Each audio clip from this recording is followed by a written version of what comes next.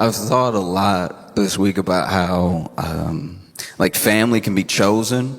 Like, you have your family, you have your family, your people you grow up with and everything. But along the way, you find people who you really connect with. You choose them, and they choose you, and everything.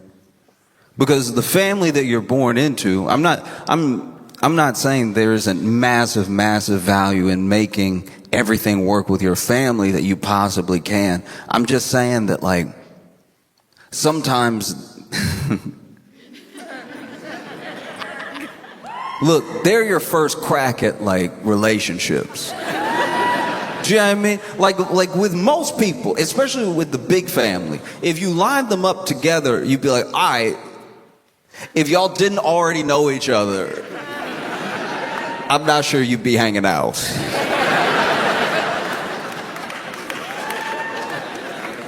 Like, I got cousins that I love dearly, but, like, I don't know. They're like athletic. And then I show up with a Rubik's Cube, but they're like, very cool, very cool. Now, you can tell somebody's not into what you're into when they talk to you all slow like that. When they're like, that's awesome, bud. That is fantastic. I like that you are into that.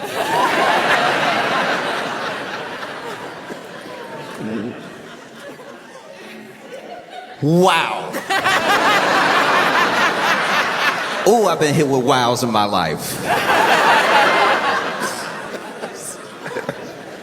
Sometimes you get someone that even if you weren't related, if y'all had met, you would have linked up perfect, like understand each other.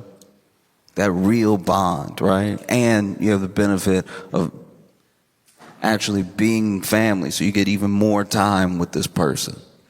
Like, I look at, tell you about Nikki. Nikki was a kid back down south, very big kid, but not like big, just tall. I say big, but I mean tall. He was too tall. He was too tall of a person. It was too much. It was like cartoonishly tall. He was that type of tall where everybody asked him if he played basketball. You know that type of, like, I mean, you're just so, do you just love playing basketball? As if it's a requirement to stay that tall. That you gotta start putting in hoop time if you're gonna stay this tall. It's such a funny question. I've never been asked if I play basketball for my height. It's just such a funny question because I can imagine what's going through the mind of a tall person when they're getting that question, because it's such a thirsty question from a short person. They're like, do you play? You must. Like, you have to. Like, you need this. I need this. I need you to play. Why can't just do it? I feel like that desperation is because you know that they could touch it. It's like, you could touch the rim so easy. You have to touch it for both of us. You have to play. I don't know what the rim feels like. Just please play. I need this. But Nikki was tall, but he was as tall as he was clumsy. He was that type of person you would ask to grab something from the top shelf for you, and then as he's grabbing it, he's got the height, but he didn't have the grip. So he really just knocks something down off onto your head. You about to thank him too. You looking up. Thank you so much.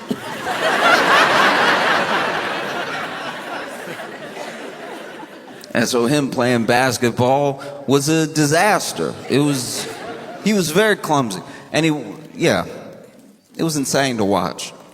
Like, I give him a little bit of grace because, like, when he would dribble, the ball did take too long to get back. Like that's not all his fault. When I dribble, I'm right here. It's a frequent visitor, right?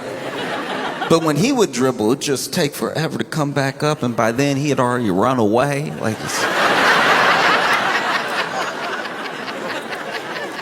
He could do that thing, though. He could do that thing where he could palm the ball. That was wild to watch. Just watch him grab the ball and hold it up look like a magic trick of being tall. And he was always getting truly just smoked on the court. Even his handles were terrible. He tried to put it through his leg, it would hit his elbow on the other side. Never knew how much pressure to apply to the dribble, so instead of being over here 1-1-1, he's over here watching it fly away. And there was one day, I don't know what got into him, but there was one day he was making a drive for that net. He wanted to, I guess, show off for somebody. And so he's running down the court, clearly traveling. There's no way he was ever gonna. And he's over here with got both hands on the ball, got the elbow out when people get close, the weapons. And then this dude jumps for a dunk. He goes to dunk, and on top of being uncoordinated, on top of being a true waste of height, this young man has no strength in his ankles or calves. So when he jumps for the dunk and he flies forward, there's someone guarding him. And I think even that guy thought he was gonna fly over. Cause look, he didn't do a simple jump up, efficient dunk. He fully leg spread NBA logo.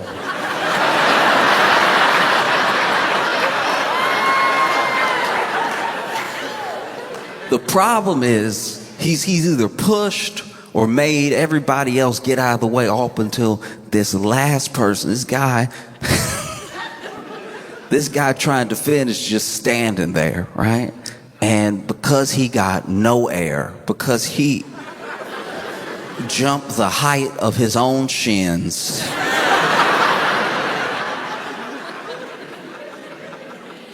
he simply flies into this man. He jumped into him. I've never seen a person jump into another person. He jumped into him like he thought he would go through and it, like he thought he would be him. He jumped. This guy's got his arms out and he jumped into him like it was the end of a war. Like they were finally reunited. This man, holding the ball in the air, just jumps forward, flies into this dude, and never in the history of street ball, I don't think anyone's ever seen anything happen like this. This man probably expected Nicky to fly over him, but when he just sort of kept coming forward at the height, basically the height he was already at, but with his legs spread,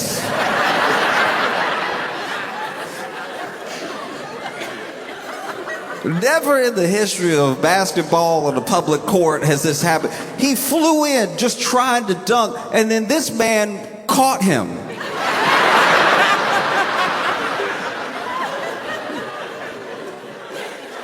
I need to show you then. He caught him.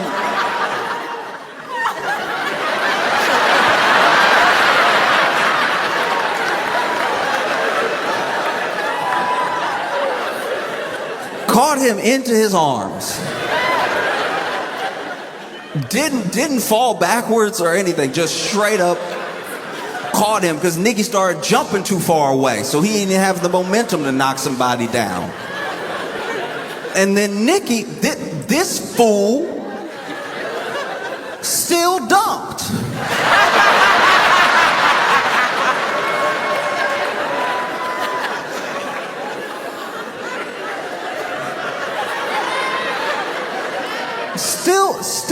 dunks, and then had the nerve to let go of the rim, putting all his weight back into this man's arms. Craziest part about it, he was still talking trash the whole time.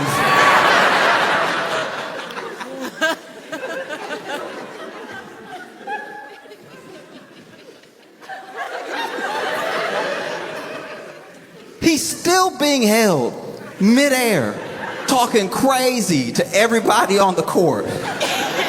This man is up here.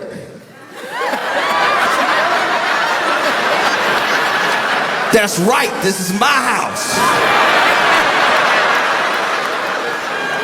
Y'all get out the kitchen because I'm cooking right now. Can't nobody touch me. Sir, someone is touching you right now.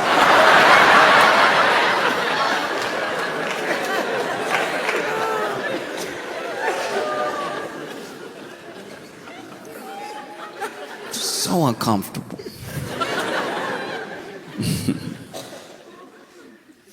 And you know, Nicky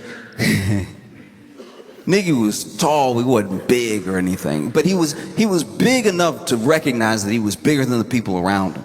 And so he was somebody who truly fit that stereotype of like gentle giant, like didn't want to hurt anybody, didn't want to mess with anybody. In fact, his need to be gentle actually made him pretty easy to bully. Kids that were way smaller than him would give him a hard time, you know? And there was I'm sure, a bit of a fear taken up for himself because, you know, he didn't know what could happen. And so Nicky, very sweet, very easy to bully. You didn't have to worry about Nicky. You had to worry about his sister. His sister, first of all, his sister, not tall at all. Nicky got all the height in the family. But his sister would see somebody messing with Nicky, and she would come out of nowhere. Truly nowhere. There was this one time that this kid was pushing Nicky around, right? And then finally, Nicky had enough, and he pushed this other kid back, right? But then that kid, you know, when somebody's bigger than you, you figure they can take whatever. This kid runs back up, pushes him down as hard as he can. Nicky falls to the ground. We don't know where his sister came from. We don't know where she just came running. I need to be clear how we didn't know where she came from because she didn't go to the same school.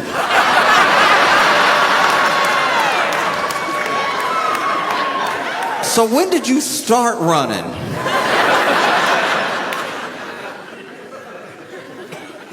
Running, then jumps in the air. We all give credit for that Sparta kick to the movie 300. But I had seen it years before.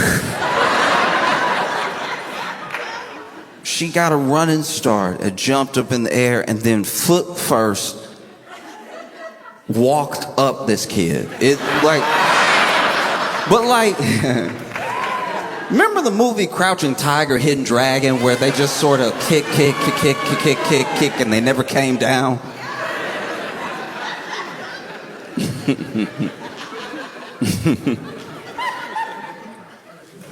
Yeah. Oh. It is tough when you move out on your own for the first time and you're broke, but you're also young. Like I had the benefit of being young and broke, so I didn't even realize how broke I was. I wasn't even aware it could not be like this.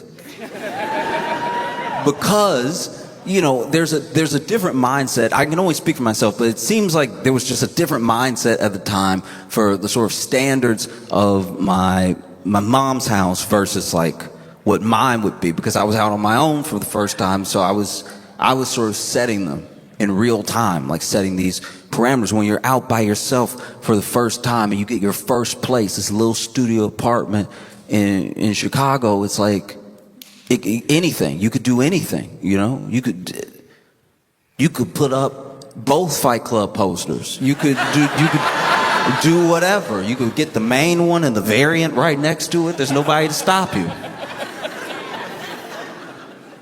You know, I had an air mattress and everything. Just starting out, and so there are some things that I think other people would have clicked right away. We should do something about it. It just didn't happen for me. Not in my head right away. Like, for instance, when I would have somebody over and my fridge worked,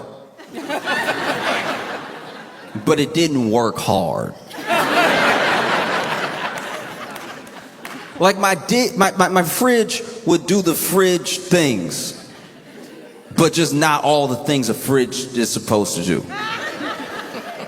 I'd have somebody over, and then I'd offer them something to drink. I'd grab them something to drink, and I knew the cold spots of the fridge because the whole fridge wasn't cold, right? There were some, like the crisper was crispy. The crisper was perfect. Anything you really wanted to keep, you put in the crisper. But other stuff, you just had to be like, well, that's just a regular shelf. That's basically a cabinet shelf. And so I remember there was this one time that invited somebody over, poured them a drink, and then they asked for some ice, and I was like, okay. So my freezer doesn't make ice. Like, it doesn't. And what I meant was, like, my freezer didn't get cold. Like, my freezer was actually hot. Like, I don't know what coil was switched, but the top was hot. A regular fridge was fridge, but this over here was basically a microwave.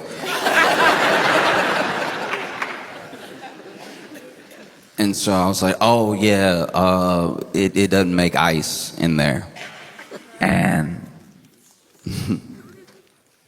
and they were like, oh, okay, do you have an ice tray? Let's just pour some water. Well, I don't mind waiting. And I was like, oh, you thought I meant I didn't have an ice maker. Okay, so what I'm saying is that like it won't exist in there. Like, it's too hot. Like, that's why I don't have anything but bread in there, because it's very warm. And they weren't being rude, but they just sort of said it, I guess, as they were thinking it. They were like, you can't afford ice? And when somebody points something out to you like that, it does remind you where you are when you can't afford just certain temperatures. That's a level of broke. That's a breakthrough of broke, to not be able to afford enough coal near you. And so when you're in a situation like that, just like when I was on my own and was sort of getting my bearings around being out in the world and what things I needed to fix first, because I still need a bed. I finally got a bed, and when I got that bed, okay, first of all, got the bed off Craigslist, so don't.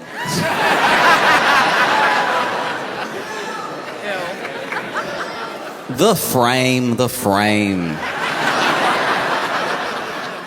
I say whole bed as if it's a whole bed because, if you just got a mattress on the floor, that's a mattress on the floor. You can't call that a bed.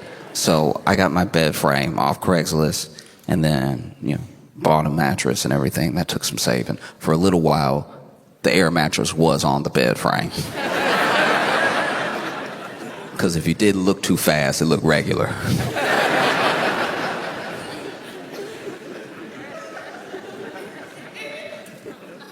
But that bed frame, man, no wonder they were getting rid of it. Every time you sat down, you felt like you were hurting it. The entire time I had that bed frame, I'd be in my head thinking, like, why does my bed's back hurt so much?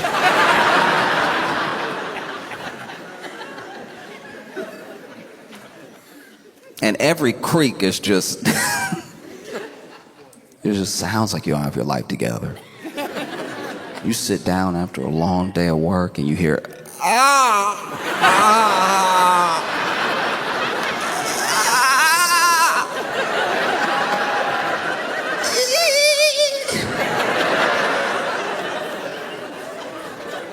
how am I gonna get any restful sleep with you complaining the entire night? I'd move my leg and the bed would do everything except scream. But when you're in a situation like that, and let's say you're even younger, let's say you're like Nikki and his sister, especially in the neighborhood that they were in. There's a lot of things coming at you, maybe faster than you know how to process. You know, you're in a neighborhood where there's gangs, where there's gang violence, and obviously after the fact, people ask themselves, why would anybody join a gang? You know, why would anybody get involved? And it's a question that's more important to ask before anything happens. You know, after these decisions have been made, it's very easy to just be flippant about it. Why would anybody? Maybe this is somebody who's been beat up their entire life. The only time they don't get beat up is when they're with these people. For better or for worse, you know. Maybe these people aren't the best to have around, but at least I'm somewhat safe. There's a different type of danger hanging out with them. There's a present danger I know by being alone. You know? Maybe there's some sense of, this is the only way I'm going to be able to make some money. These guys already know a way. These guys always have money on them. You know, there's a false perception that maybe this is the way. You know, they put a gun in your hand. I'm sure you feel powerful. You know? They tell you run the block. I'm sure you feel powerful.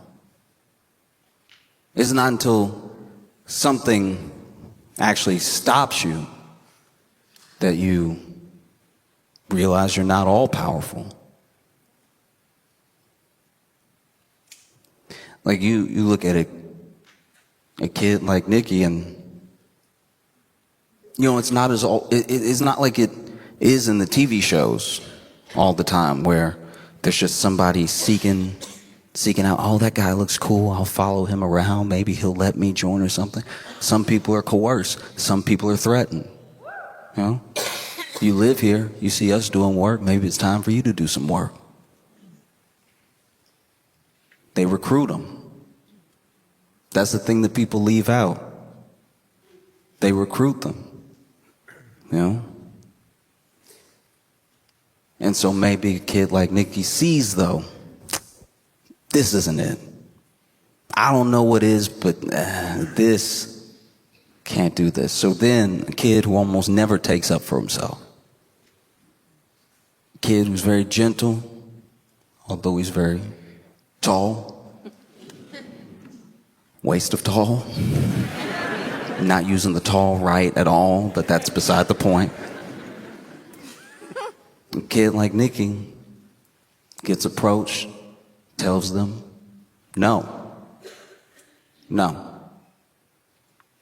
I'm good. I don't want to do that. I just live here. I'm not. And then it's his sister, of all people. It's his sister that also looks him in the face. Don't talk to my brother. You leave him alone. Right? Don't come near him. And when you're dealing with a gang, you're not dealing with a lot of reason behind decisions. But this kid who's known for being soft, telling you no like that to your face, and his sister backing him right up every time she sees you all around him, that won't do. You tell them no even after they start messing with you. And then it's someone like your sister that takes up for you. It's someone like your sister that tells them to their face, not as big as you, not as scary. You leave my brother alone. It takes a lot of bravery to do something like that. You leave my brother alone, knowing how dangerous they are. And then, maybe, one day, they decide to send some sort of message, right? And they pass your house, and they shoot at your house. But you're not home. Your sister's home, though. And those bullets that may have even been meant for you, whether they were meant to send a message or they were meant for you, they don't hit you. You're not there. They hit your sister. They took your sister. Do you see how a gang works? They'll take everything that they can as long as you let them. They'll do whatever they like as long as they feel like nobody can stop them. You know?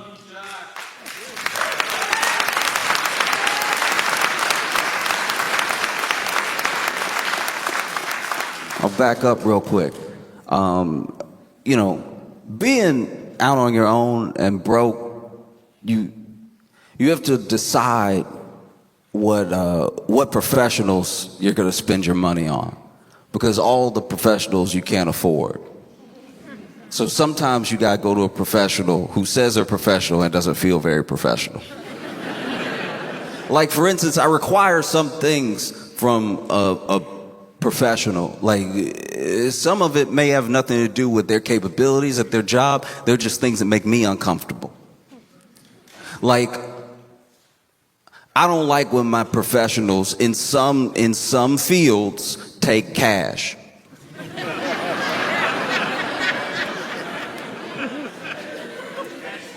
That makes me nervous. If you go to the doctor and you get done and they don't ask you about insurance or anything, they're like, all right, it's gonna be $250, so you can do 10s and 5s. I could break 100 if you need change. Some things you just want to have taken care of ahead of time so you can just enjoy the experience of being in the presence of a professional. I don't want my pilot to take cash.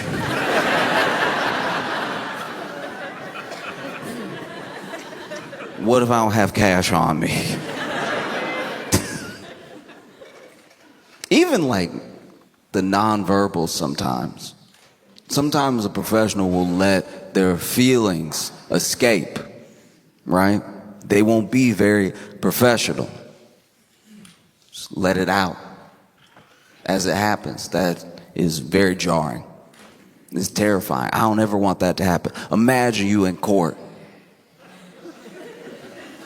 You're in court, and then the prosecutor says something, and then your lawyer turns to you and goes,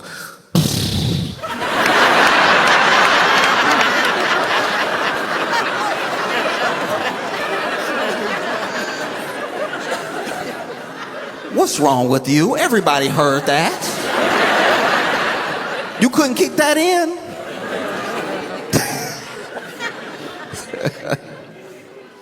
No, because you know what it is whenever people, they're supposed to be professional, emote like that, it lets you know that they also don't know what's supposed to happen.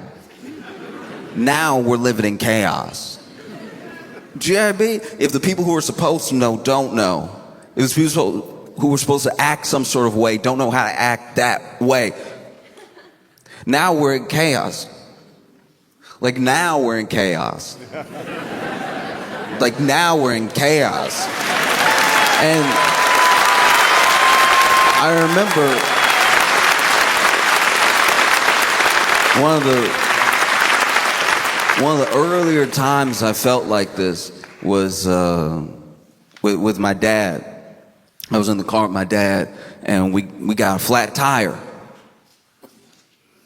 And he went to the trunk, grabbed the spare, changed the tire, and then the car wouldn't start.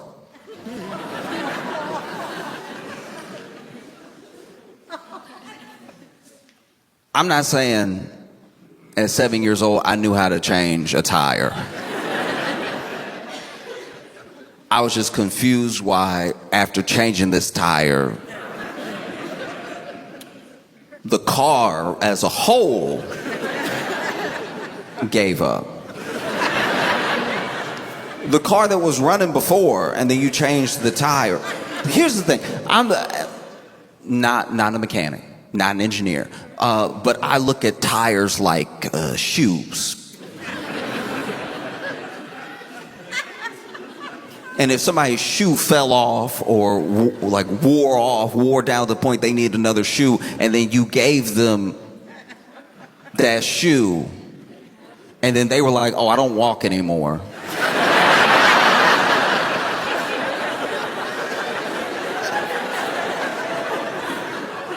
I think you would be confused. I think it's fair that I was confused. I was like,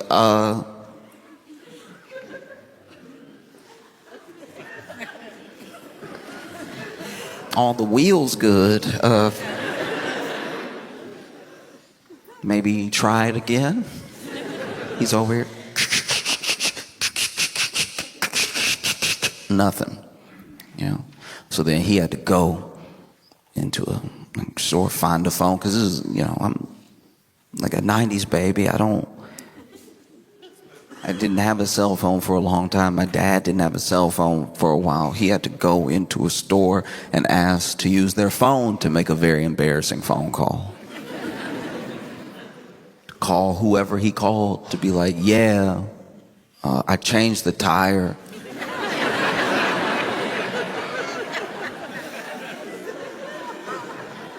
And now my car doesn't want to be a car anymore.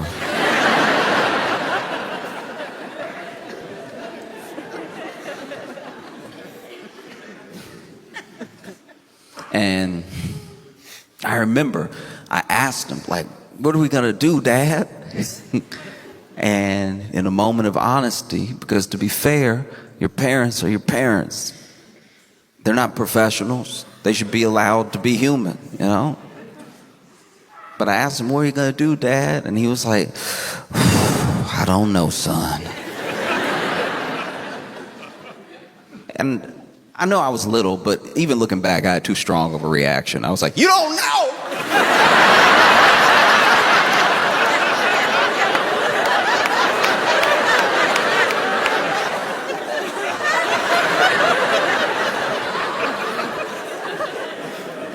It was a little too much. But in my mind, in my like little bit of life experience, I was like, we are stranded here then. What do you mean you don't know? And then someone came and they gave my dad a jump. Now, this is the first one I had ever seen. And once again, me being a kid, I didn't say it out loud, but in my head, I was like, that's not gonna work.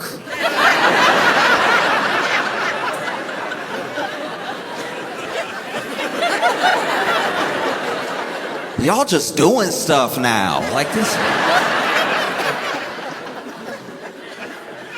Oh, you're gonna put the wire in the wire and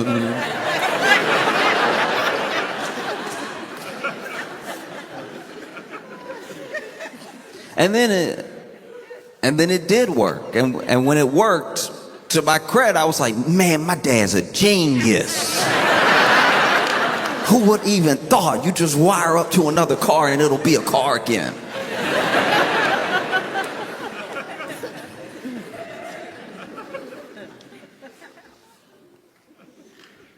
But yeah, that feels like where we are, where, do you know what I mean? Where there are people that are supposed to know, who even say that they know, but when they start telling you what they know, you realize they don't know anything.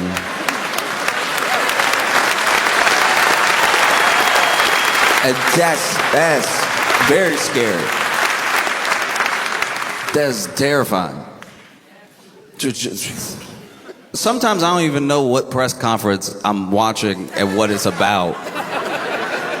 I watched this, there was a press conference where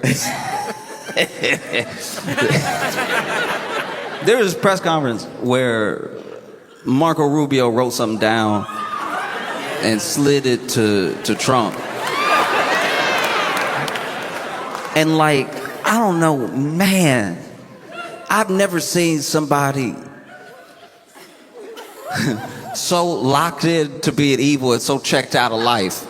Because this dude gets slid the note, and then there's no way Trump has an internal monologue. We must know every thought that comes through his head, because Marco Rubio went ahead and passed him the note, and then he says out loud, you know, okay, do you remember in English class when your teacher made you like read Shakespeare, but then somebody in the class had to also read the stage direction just so everybody would know where we were at?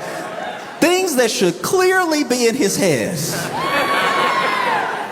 get spoken out loud. This dude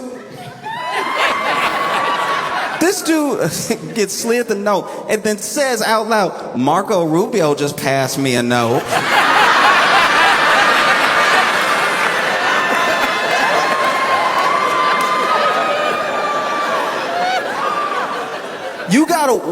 You gotta watch the video from the specific angle I'm talking about, because it exists. I saw it when it happened, but the other angle that's like centered on Trump doesn't do it justice. There's an angle that's like to the right of Trump, there's a camera, and you see when Trump says Marco Rubio just passed me a note, you see Marco Rubio go,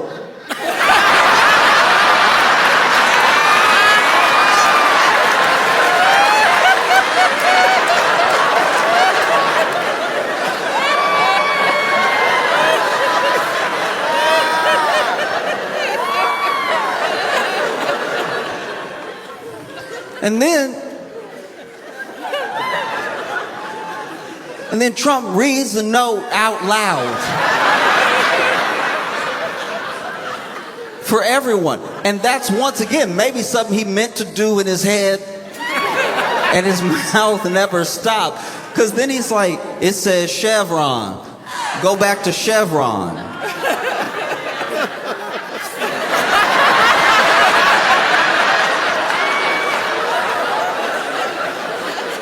He read the note out loud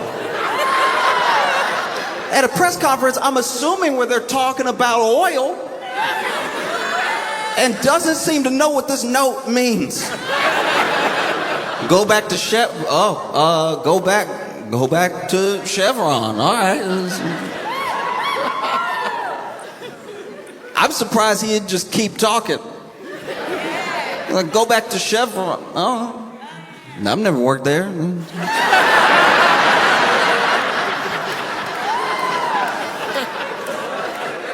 Interesting. Okay. Like, he so clearly did everything that should have been in his head. I'm surprised this man didn't grab the note. Marco Rubio just passed me a note, bend arm. It says,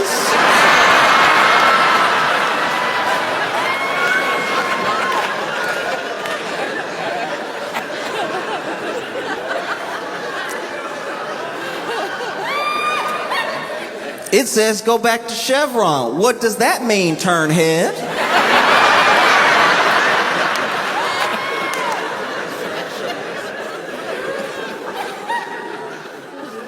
And look, I don't even know if this is the same press conference, because this is a different clip. There was a point where I don't know if Trump was talking or somebody else was talking or if he was being asked a question, but he just got up from the table and looked out the door.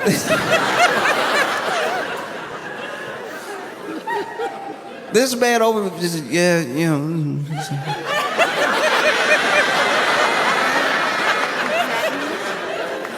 Wow. That's gonna be the entrance to the ballroom.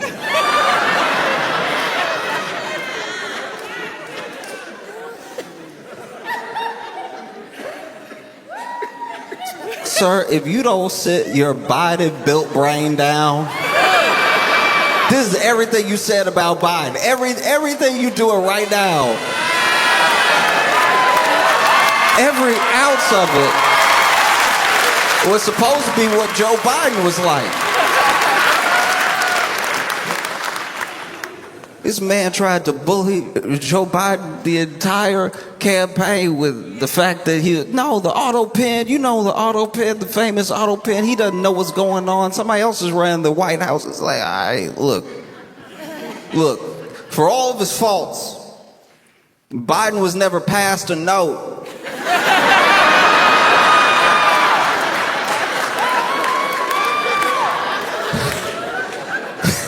He was never passed a note. It was like, Vice President Harris just passed me a note.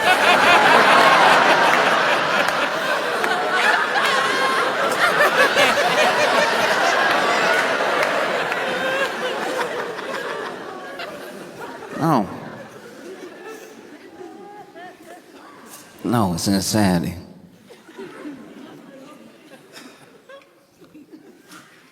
No, it's so wild. Especially because we're how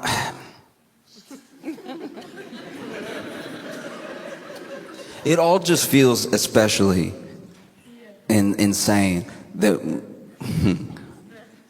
how this dementia is affecting all of us.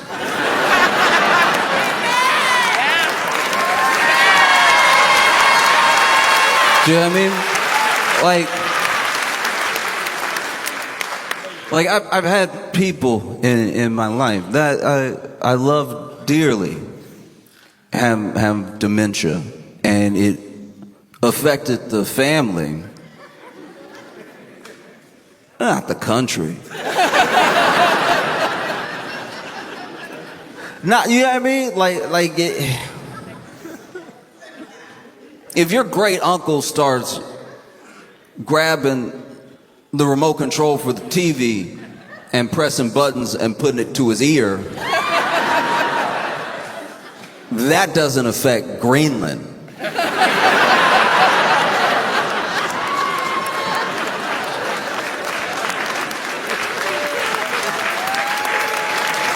You know? It's just, I don't know. Sometimes you just want to get the message out. Thank God the internet, for now at least, is like viewable by people from other countries that aren't near, because they can see us also be like,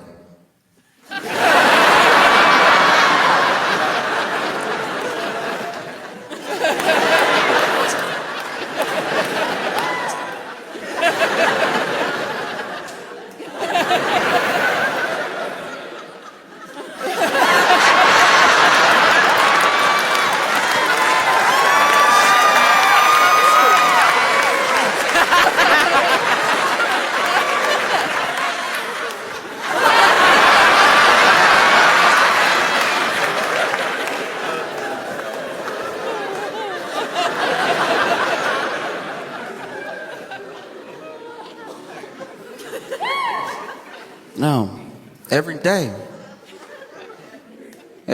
we wake up, and if you have a smartphone, you probably have your notifications on. Which is not, it's maybe wait.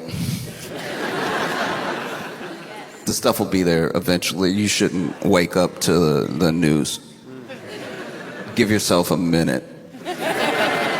Do you know what I mean? Because like you wake up and then you open your phone and there's all the headlines because the publications were working while you were sleeping, and they have a list ready to go of things to give you Marco Rubio face.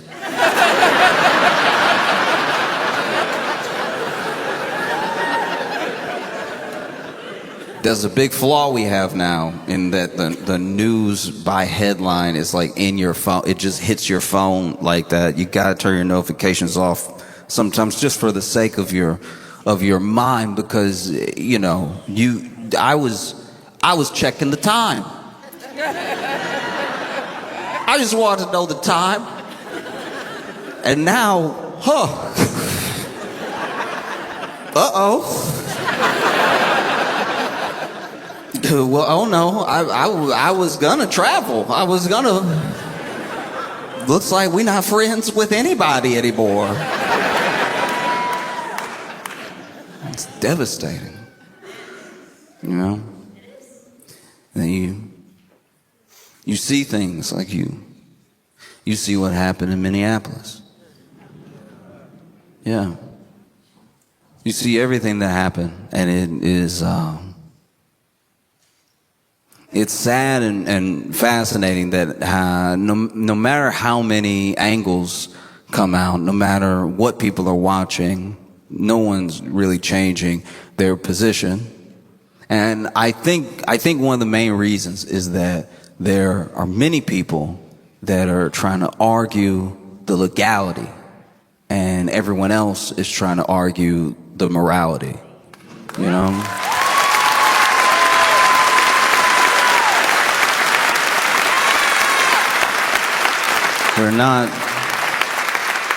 We're not speaking the same language about these things, which is one of the main reasons we're not getting anywhere.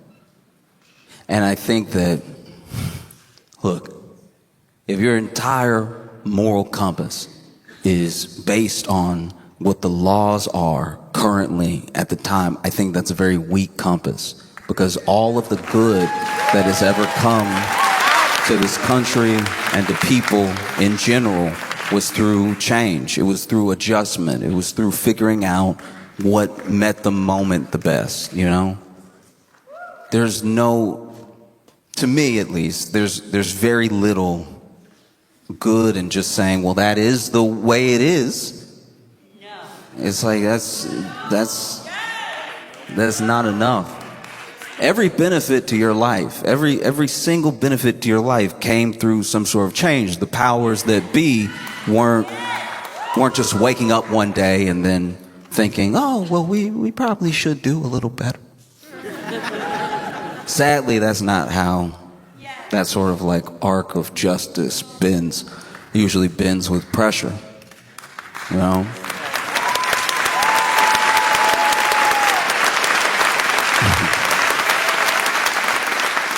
Trust me when I tell you that J.D. Rockefeller or, Carnegie, any of these robber barons, they weren't laid up at night figuring out how to start a union.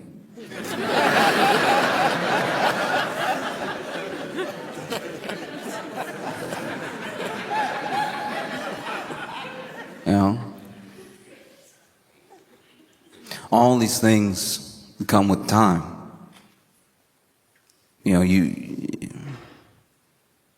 can make whatever legal argument you want to make. That is not what people are not arguing for some sort of like Section 3, Article 5 of some. They saw the video. You saw the video. And I personally think one of the reasons to argue the legality or to make the status quo your moral compass is because you're either not affected or you think that if you play ball, it won't come for you. It won't affect you,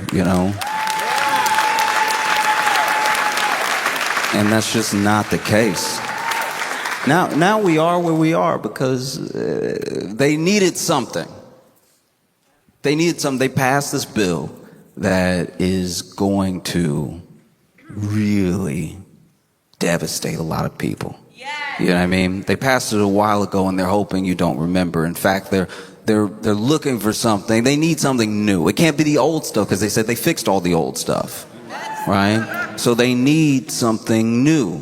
They passed this bill that lets AI companies off the hook, that rolls back a bunch of environmental protections, that slashes your health care, that And they need something new, which is why they landed on Somali daycare fraud. No, you know Somali daycare fraud, the most lucrative fraud of all time. It is the fraud that... It's honestly the fraud that the world turns on the axis of. It is the most prevalent fraud that has ever existed. If only Walter White had known about Somali daycare fraud,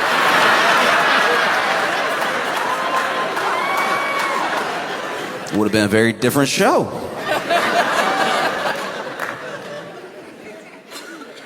No, they need something new because they're hoping that you'll forget that they can't actually, and they don't have plans to, and the things that it would take they're not willing to do to improve your life.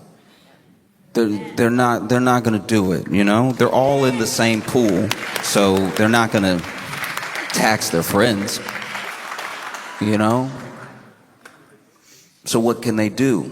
Well, they can't improve your life. They can't do it, but they can make everybody else's life miserable. Like they could make everyone else's life worse, and then that's equality.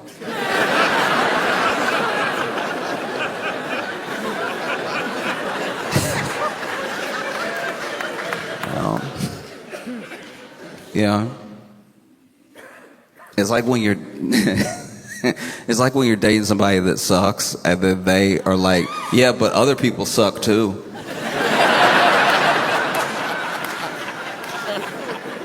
You'll sit them down and tell them everything that you feel like they are doing wrong in the relationship, and they're like, everybody does that though. Like if it's not me, it's just gonna be somebody else forgetting your birthday. That's gonna happen.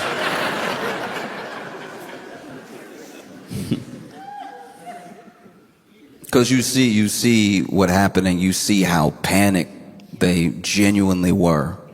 You know, they sent these guys out. I hate to burst anyone's bubble, but as a country, we are like broke. You know what I mean? We are like, because their bill also adds to the deficit.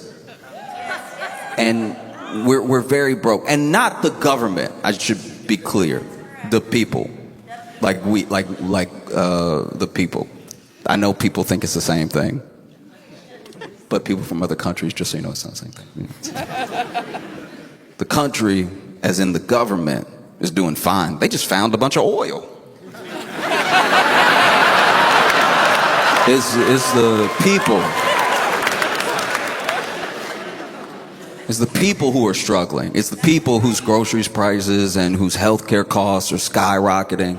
It's the people who have less to show for the work that they do, and it's the people losing their jobs, getting their government jobs slashed and getting let go from companies and everything. And so they need something. We can't afford, in the bill, $29 billion for ICE. We cannot afford ICE any more than I could afford ICE.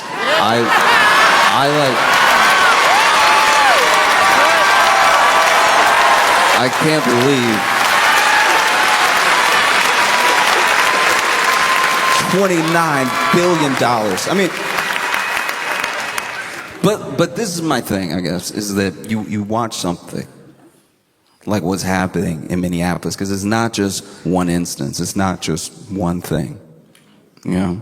Because the same day that Renee Good lost her life, a high school in Minneapolis was pretty much just attacked by ICE, like pepper spray. They pepper sprayed kids, you know? You look at what happened in Chicago. They pulled kids out.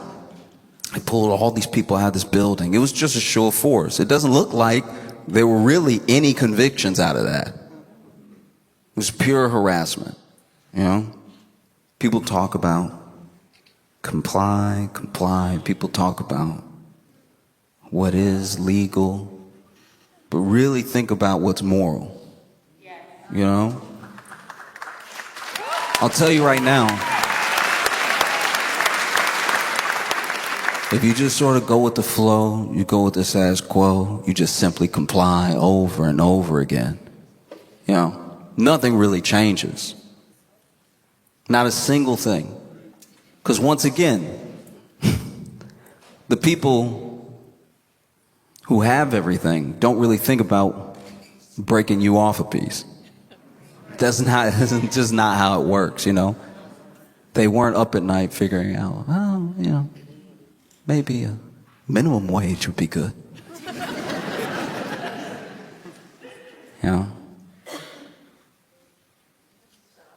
I'll tell you right now, if all you do is comply, if all you do is hope that things change or get better, but you go along with everything as it stands,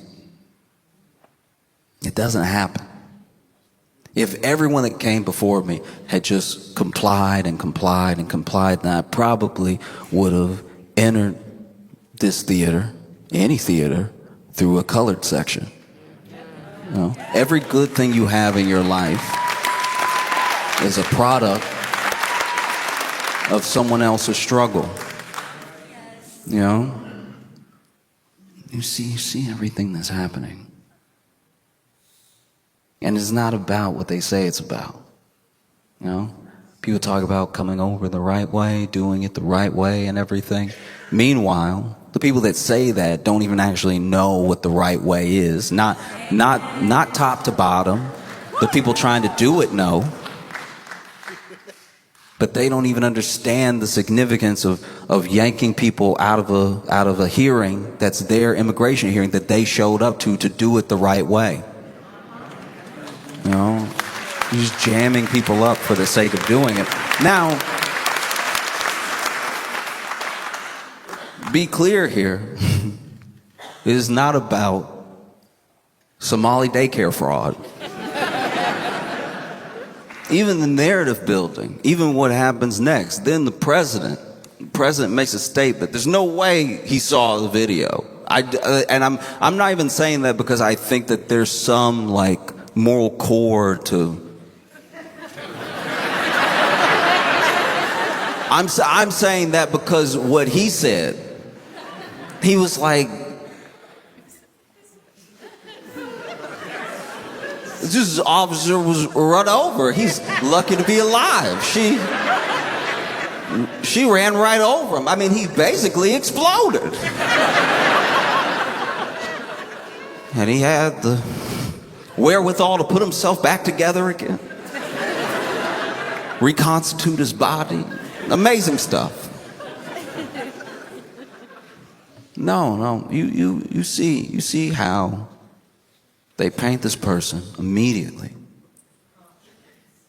You know, they need their narrative more than anything, because if the narrative falls apart, then everything is exposed. And if it's all exposed, you start to blame who's worth blaming. It's never been more important to know all of your rights, to know all of them. And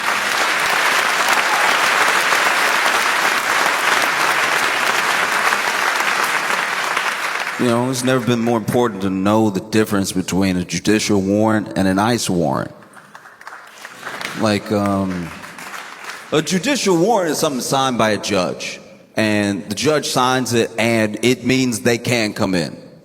Because the judge wrote that we need to go get you.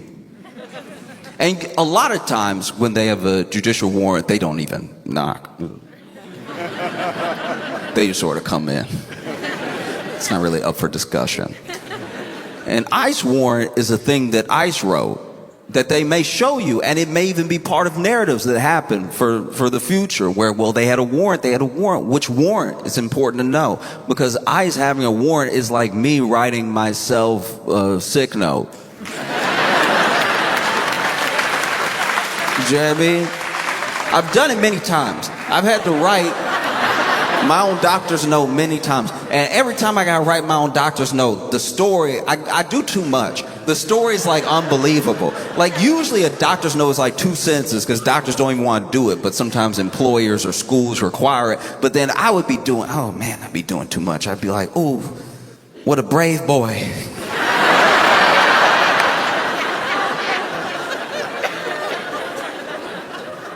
I can't believe he's making it through, you know? Don't just go easy on him. Applaud him for his courage.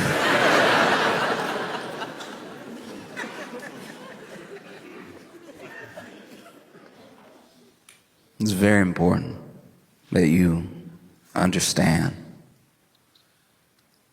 what's happening and what could happen next as a result of it. So often our lawmakers and even some of us with the best of intentions address things as they happen. We don't cut them off ahead of time. Like I watch the things that happen with ICE, and they're not cops. They're these federal agents that are there to kidnap and disappear people. That is the point.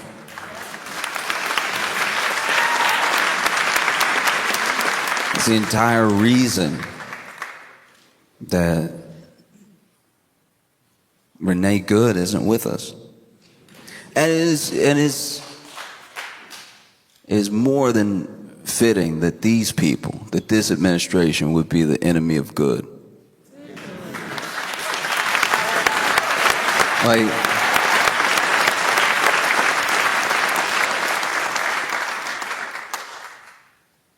you're watching it happen. And there's a sort of like collective trauma around it. Because it's just happening over and over again. It happens every time that you watch it.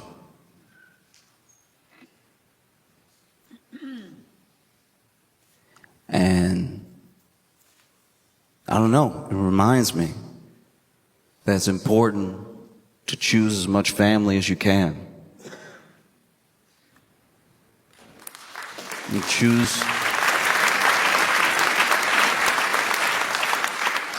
to protect your family. Choose to protect people that when you were born you had no relation to, but you found each other. There's nothing more important. Because when they didn't see Nikki the first time, they went ahead, spin the block, let's go back around, shot through. They do the same thing to us. They do the same thing to us all the time. You know, several years removed, but not a mile away from where George Floyd died. And what happened then?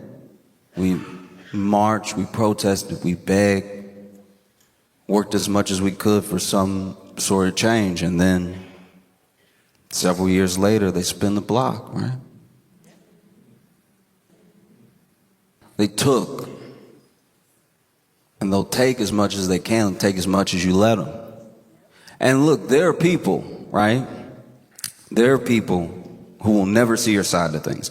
There are people who are not working for you. They work for whatever corporation funds them. They work for whatever lobbyist gives them the most money. But the people that you vote for, the people that you put in power, it is important now more than ever that you stay on their neck.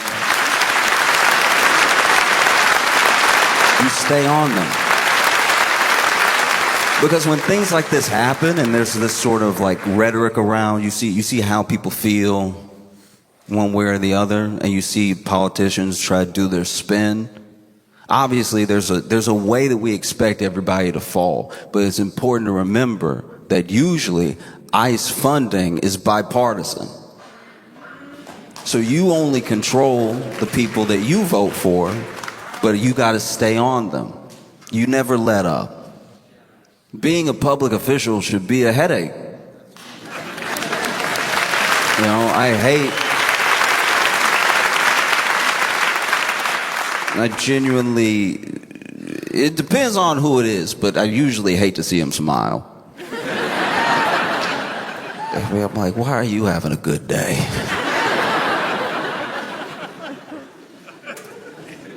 Because you wonder, you see these videos of people just going about their life or trying to do the right thing, being violently met by ICE agents. There's always a narrative to fall back on later, even when the narrative is a lie, even when it gets disproven.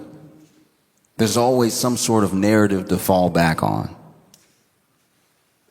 And it makes you wonder, why would anybody even join up? Why would anybody join this thing? And then you see, it's like, okay, economically tough times, signing bonus, maybe I've been picked on my entire life and now I get a gun, maybe. They tell me that I run this area, I can go wherever I want, I can do whatever I want. Finally have some power, and you see what they do with it. You watch what happened. And it's important to remember that you can choose family. You know?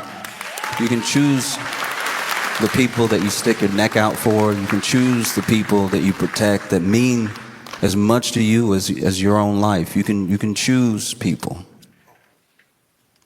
And it's important to keep making those choices daily. The stronger you make those choices, the stronger the bond is, the less that they have. Because remember, it's not as if ICE is some sort of army or something. They actually have wildly low numbers. That's why they need the police to come back them up everywhere they go. That's why all it takes is being pelted with snowballs and they leave. It was snowballs. It was snowballs in Minnesota. Snowballs in Minnesota is basically the weather conditions. So that's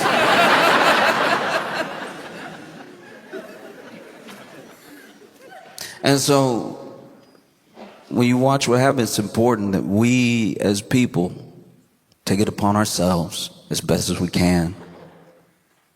As much as we can sacrifice, because everybody can't take on the same amount of burden. I understand that, but as much as you can do, you do it and you make a better world.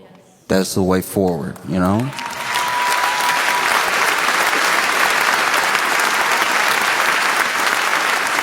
This was not the first ICE-related shooting. This was not the first ICE-related death. And it's not just going to go away.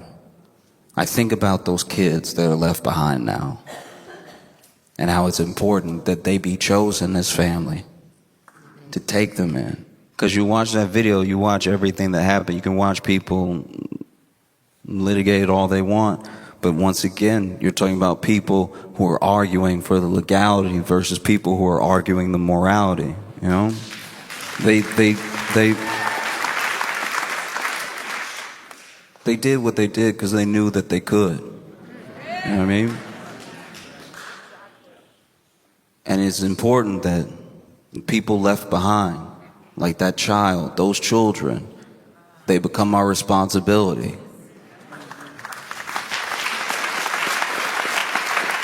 Because make no mistake, they took our sister. Do you see how a gang works?